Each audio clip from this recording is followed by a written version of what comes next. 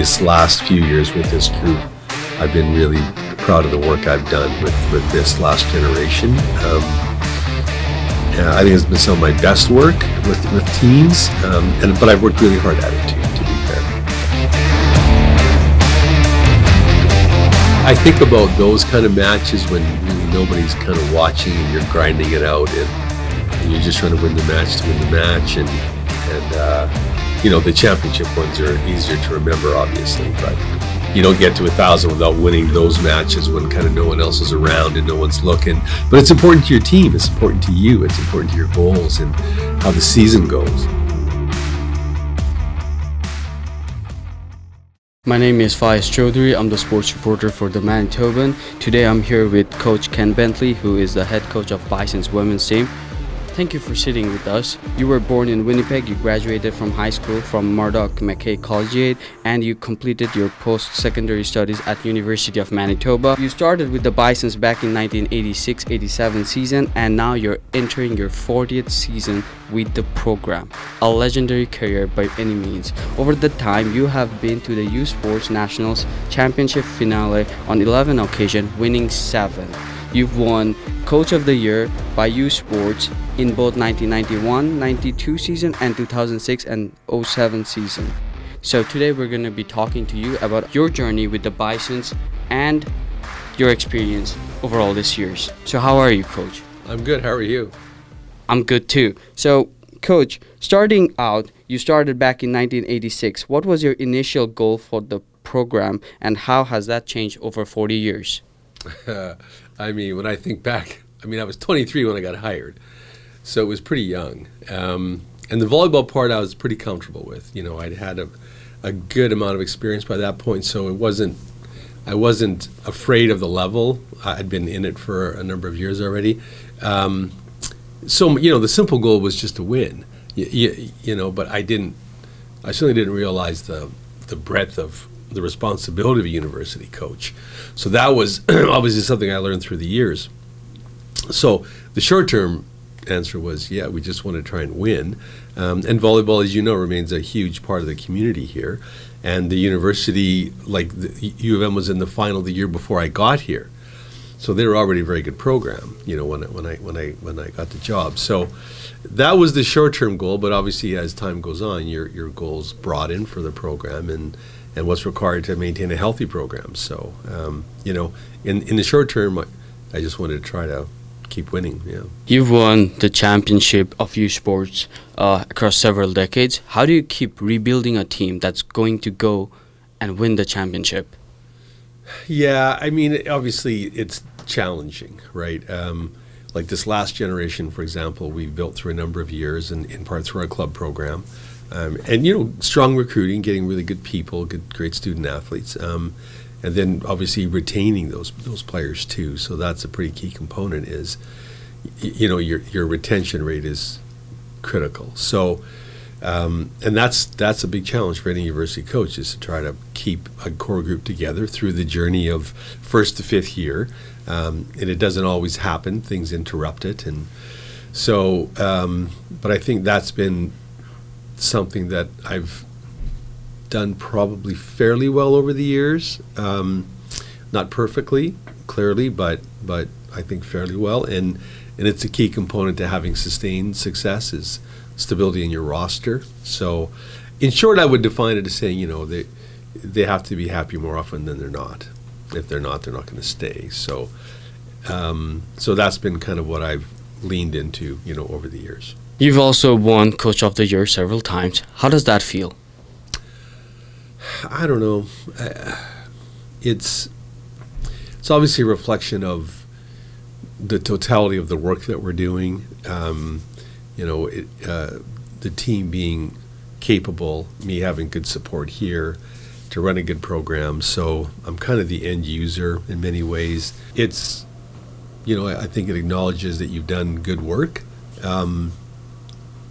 But I never set out start of the year to go, I want to be Coach of the Year, In the NHL, they have a joke, I don't know if you've heard it, but oftentimes a coach will win Coach of the Year and get fired the next year. So their line in the NHL, Maybe not win it. The NHL line is, I want to be coach for a year, not Coach of the Year, because they always get fired. So, but yeah, I think that would be it. I mean, this last few years with this group, I've been really proud of the work I've done with this last generation. I think it's been some of my best work with teams, but I've worked really hard at it too, to be fair. You had your 1,000 win Yeah. milestone back in 2015, 10 years ago. That's a big thing to achieve. Yeah. When you look back at it, what do you see? It's funny. I don't think of the wins as much as I think about kind of all the late night matches at tournaments when we've gone 5 and there's nobody in the gym and we're just kind of fighting to win the match, like at Dalhousie, we played a match one night at a tournament. It didn't start until 11:30 at night, and it went 5. We played till like 1:15 in the morning, and we won that match. So it's I think about those kind of matches when really nobody's kind of watching and you're grinding it out and you're just trying to win the match to win the match, and the championship ones are easier to remember, obviously, but you don't get to 1,000 without winning those matches when kind of no one else is around and no one's looking. But it's important to your team. It's important to you. It's important to your goals and how the season goes. So it could be 11:30 night, or it could be 9 o'clock the next morning, and you got to play this final placing match, and you're trying to be consistent in your approach and how you win the dang thing. So I think about a lot of those matches a lot more than I think about the championship matches, and then how that just accumulates over time. You mentioned your work with the junior Bisons. Does it help recruiting younger players into the team when you're involved with the junior Bisons? Of course. I was driven to create the program initially, obviously, for athlete development at a high level and for recruiting. And I'd coached club long ago, way before the Junior Bison program. I mean, I've been coaching club for over 40 years, and that was always the goal. So if I ran a small team independent of the university, which I did until we, created formally our Junior Bison program, 15 years ago, I guess it's been now, I was kind of in the trenches, running all over schools, getting school permits, and doing the club thing just with a team that I'd recruited, and I wanted to recruit them to the university.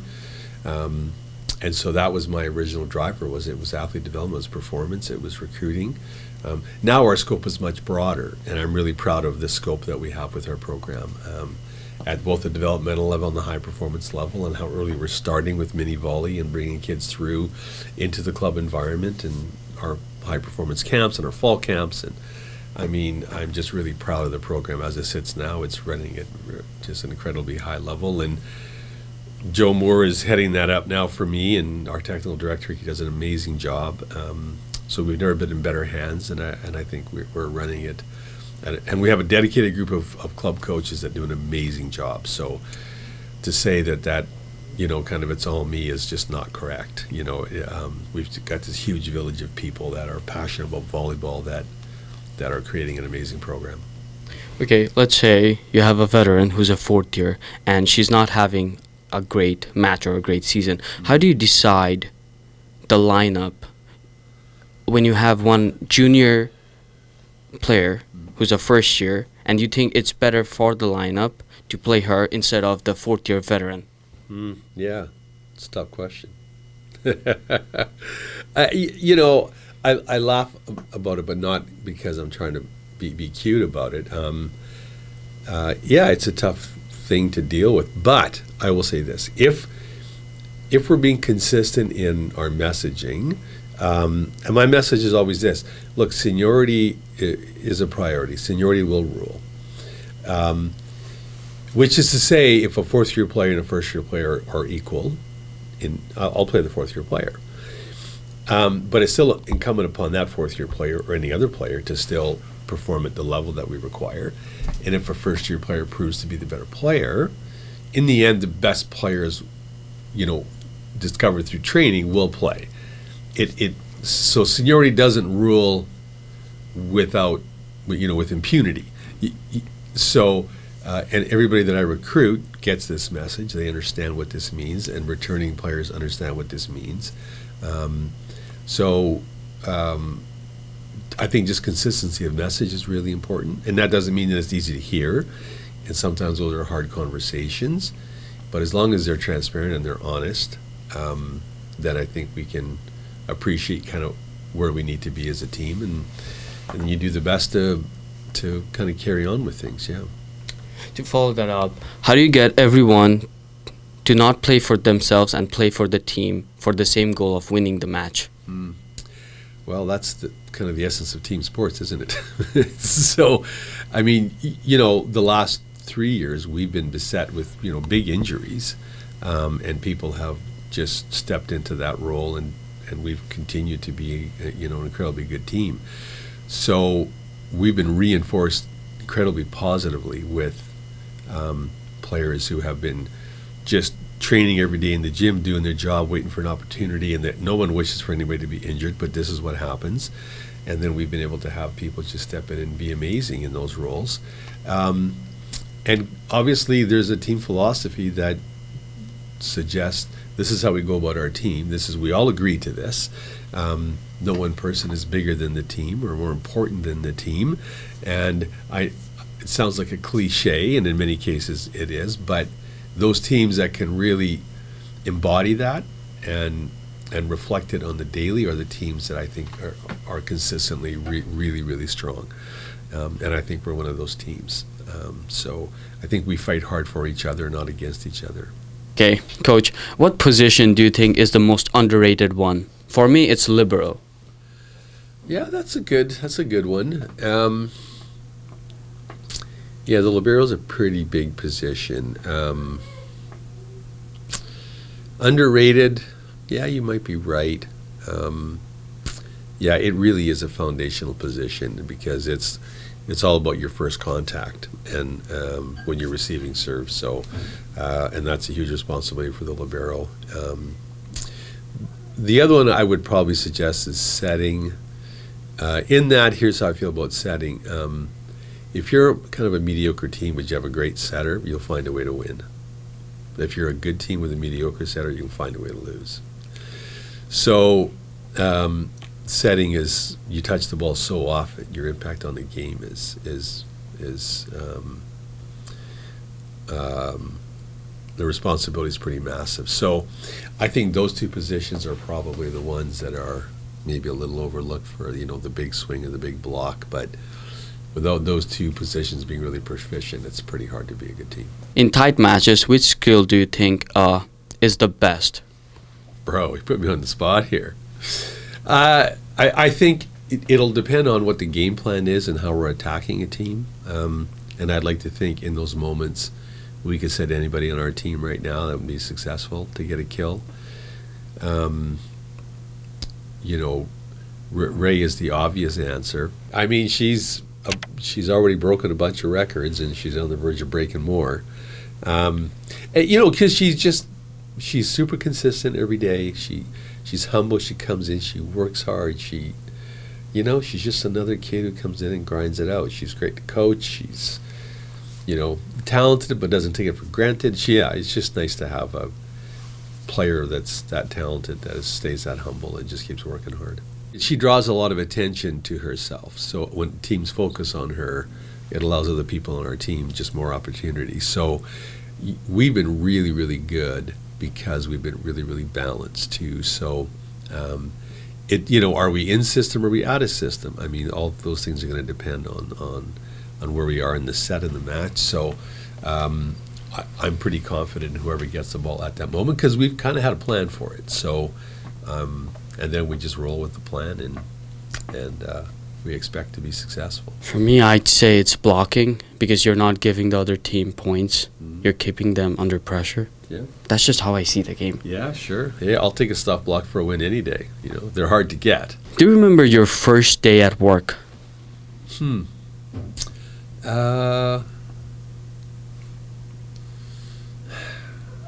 don't know that I do. I remember when I officially got the job. Okay, you can tell us about that. Well, yeah, I was pretty excited to get the job, I know. because I knew of the university, obviously. I was working alongside the legend and Garth Pischke, which, I was shocked he even knew my name in 1986. So I'm grateful to him for his support. I just couldn't believe someone was going to pay me to coach. I was like, wow, like I'm rich beyond. And the first paycheck I ever got, because you got real, paychecks then. I bought my parents Chinese food. That was my celebration for getting the job. So I treated them to Chinese food. That I remember, and I'll never forget. So, yeah, the first day of the job, I can't remember specifically, but getting the job, like officially, hey man, you got the job, and how incredible it felt. And then to get my first check and realize people are going to pay me to do this that I've been doing for free for years, and just, pay my parents back in some small measure for me walking around penniless as I coached all these teams without any money in my pocket. So, I remember that. Was the food good? Food was great, man. Yeah, Four Seasons Chinese food in Southdale. Yeah, so there's shout out to Four Seasons. Yeah. Okay, now, what was your approach to the game initially, and what's your approach to the game now that you've won so many championships and you've had so many games to see? I mean, obviously a ton's changed over the years, but the foundation of the game still hasn't changed, and that is, we're always going to try to be better with the ball in terms of how to execute our skills, underhand, overhand, and our defense.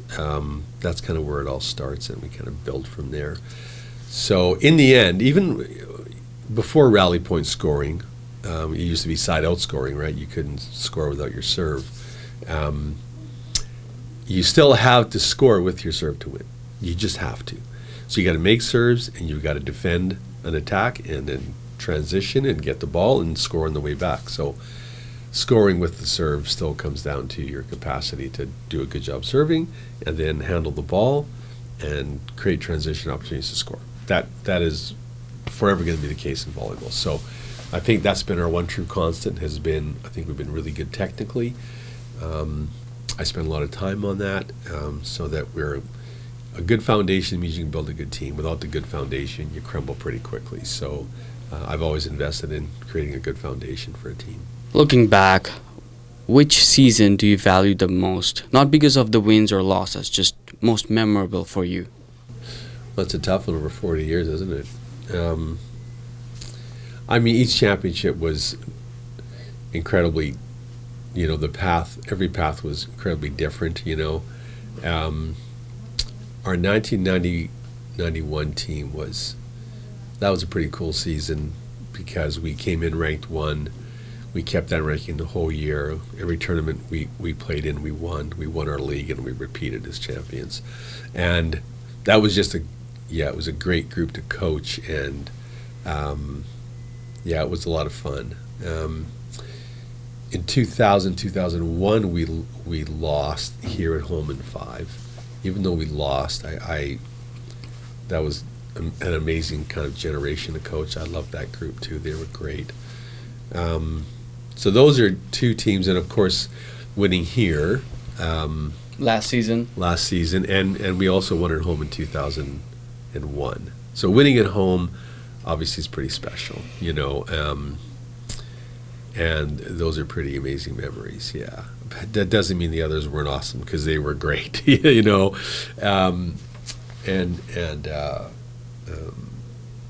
So it's kind of unfair to rank them. I just remember those being, the players on those teams were just competitors, and they were great to coach, and they were grinders, and we just had a good vibe with those groups, and we kind of just battled all the time, and so they were really enjoyable. Okay, thank you for this interview, Coach. It has been a delight to talk with you, and that you've given us your time.